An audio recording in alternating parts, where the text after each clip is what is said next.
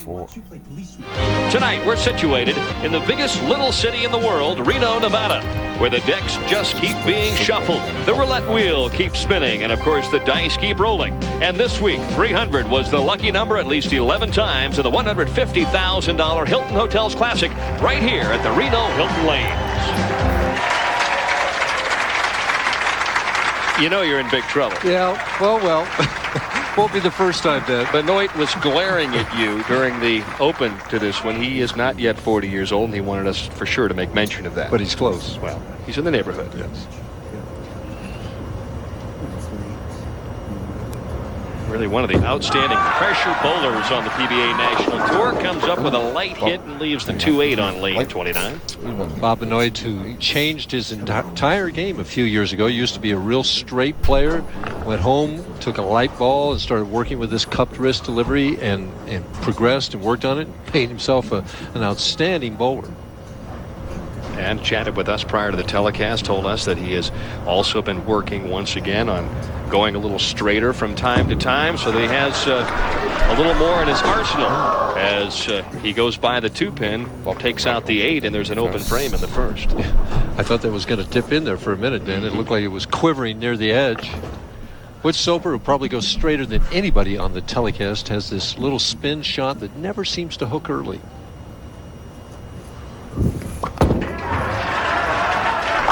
Anytime you put Butch out near the 1 board and give him the angle, he can be lots of trouble. Especially when he's got that angle to help that ball coming in. He is very, very effective. Butch, 5-step player, stands way back at the end of the approach.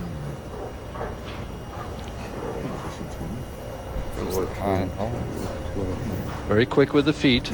Now, as he gets to the top, you can see right here there's a slight cup there. Now watch how stiff he comes in there with the leg. Opens with a double, and he told me that he was having some slight problems with lane 29, the left-hand lane. A little bit tighter, I think, that lane, he said it was. It's interesting that, you know, he's 44 and he's been bowling for 22 years out here. That stiff-legged approach has never given him any trouble. Benoit with the early wake-up call, courtesy of the double by Butch Soper. A little better shot here for Bob, and he strikes on lane 30. Well, this is a guy that when he starts throwing strikes, just never stops. Benoit again, all the way at the end of the approach. Much more deliberate as he goes up there. Knees slightly bent. Look at how steady the head is. Now, as he gets to the top, see how that wrist is really cupped? Similar to Soper, but he makes it react entirely different as he comes through.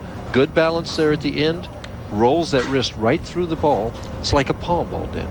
And one of many players, Mike, on the national tour, tossing down equipment that's not 16 pounds.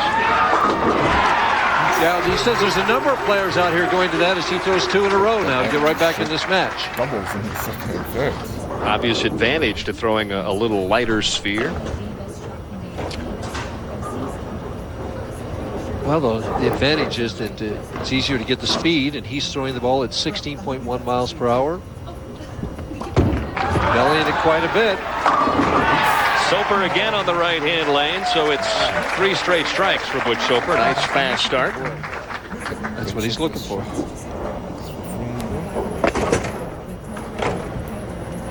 And Butch, who doesn't say a whole lot, and a lot of times is wearing a microphone down there. I wonder if we'll get any comments out of him at all. You can hear him twist that thumb into the ball.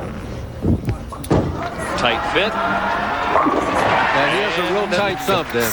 Perfect for Butch Soper through 4 frames. And we'll come back to the Reno Hilton Lanes where Butch Soper has the first 4. We said we might see a perfect game tonight. Who knows? Butch Soper may be the author. We'll be back with more after these messages. Okay. This week, it was just a question of carry as Benoit down 31 isn't able to carry the 10-pin. I find it interesting that Benoit has learned so easily to cover so many boards when all his life he had been a straight player. There's a whole different mental approach to doing that. Well, at one point in time, he said in order to survive on the tour, he had to go home, take some time off, and learn how to create some area with the bowling ball.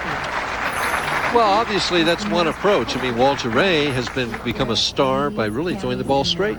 I mean, when Walter came out here, I mean, he hooked the ball more than he does now, and he can do it again now. He can throw it all different types of ways.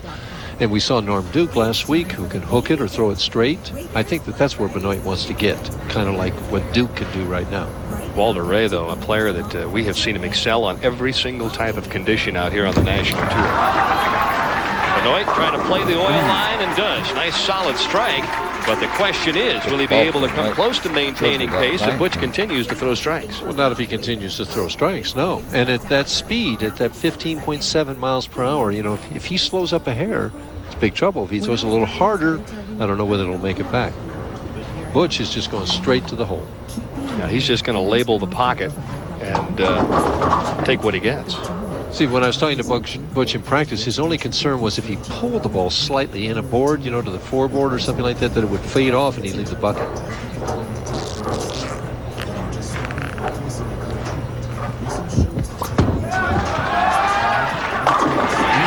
Another outstanding shot. He is just geared up, focused up. He's got a pretty good feel for this pair of legs. He's doing better, actually, than he did in practice. He had streaks in practice where he threw a lot of strikes in a row, and then he kind of lose it for a couple, 3 frames. Right now, it's just like practice to Butch. He's telling the guys in the truck, you mark it down this way. He's already projecting his score. Yeah, right. Making it easy for the guys in the truck.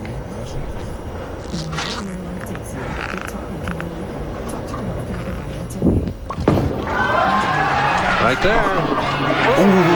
Well, now the benefit of the light hit, Michael. So right now, he's got the entire pocket working. And Bob Benoit, you know, he's struggling down here down, what's he now, 42 pins, 52 pins, and he has a ways to go. He's got to start striking to get back into this match. Solid 10 the last time, and a much better result on the right-hand lane. It's interesting with those types of shots where you have that cupped wrist action, when the ball hits the pins, it's like they just fall over like an accordion. They just kind of mush into the pitch, you know. I never did that. You got a few of them into the pit. Well, I got them in the pit, but they didn't fall down that way. I mean, it was different reaction. Butch Soper halfway home.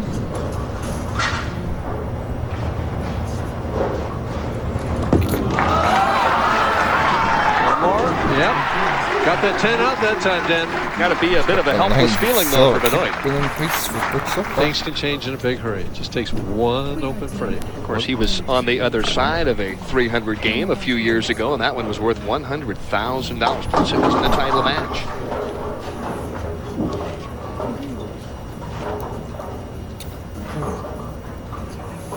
Plus, the guy that he bowled, Mark Roth, bowled 255 in that game. It wasn't that he gave it to him. Yeah, he got slaughtered.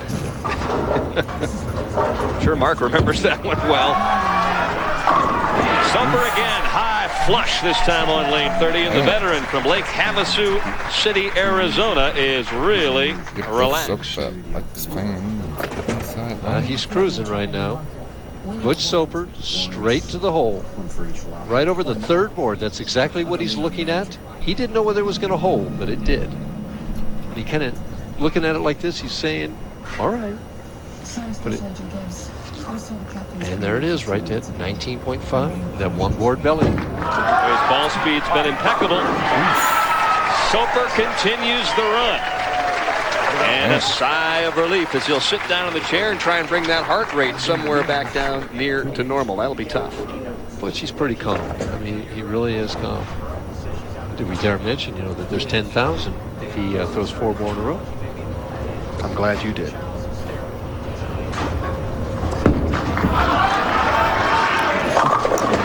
Benoit right now just pretty much bowling for 5th and trying to get out of the way. And Butchie, who just annihilated the last round of match play, he was 235 pins out of 5th place and moved all the way up to 4th. Great story, because he said to start the day, he said, I had no chance whatsoever to make it to the telecast. I just came out nice and loose and free, and all of a sudden I started shooting 260s and everybody else started going backwards. Yeah, he shot 230, 250, 260, 260, another 260, another 250. His low score was a 208. That'll work. trying to get some practice in. And he says, I'll take the hit. And Bob Benoit has not lost this match yet. I mean, you would think so as we watch it get all the way out to the edge this time. He kind of held his hair right now, and it comes roaring back, and that's what we talk about, creating area. Well, Benoit still has a possible 258. If Butch would open, he would be in the 250s. 1 mark. Soper says Plenty of speed on this shot. Oh, that was whistled down there by Durbin. Well, he's 3. We talked about it at the top of the show. 11 perfect games this week, 10 in tournament proper, and 1 during the Pro-Am.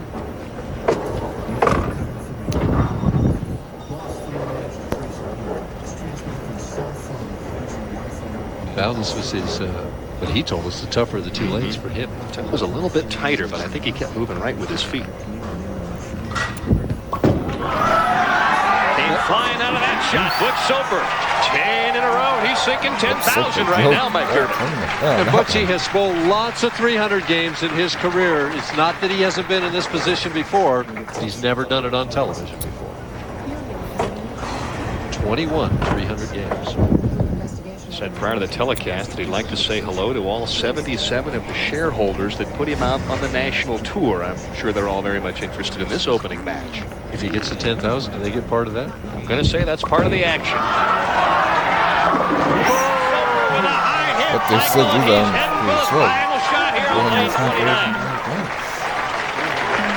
Tupin just kind of crunched that forward. Look at the eyes and the lips and everything. Butch takes no time. Same routine as he's gone through every other shot. For perfection.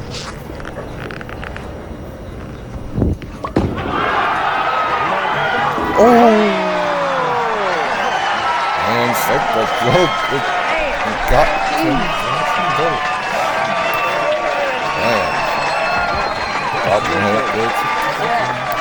A tremendous performance by Butch Soper, who shoots 300, Mike, collects 10,000, and he's still in this championship. We'll be back to chat with Butch Soper, who just fired a perfect game. Perfect game number 12 this tournament here at the Reno Hilton Lane.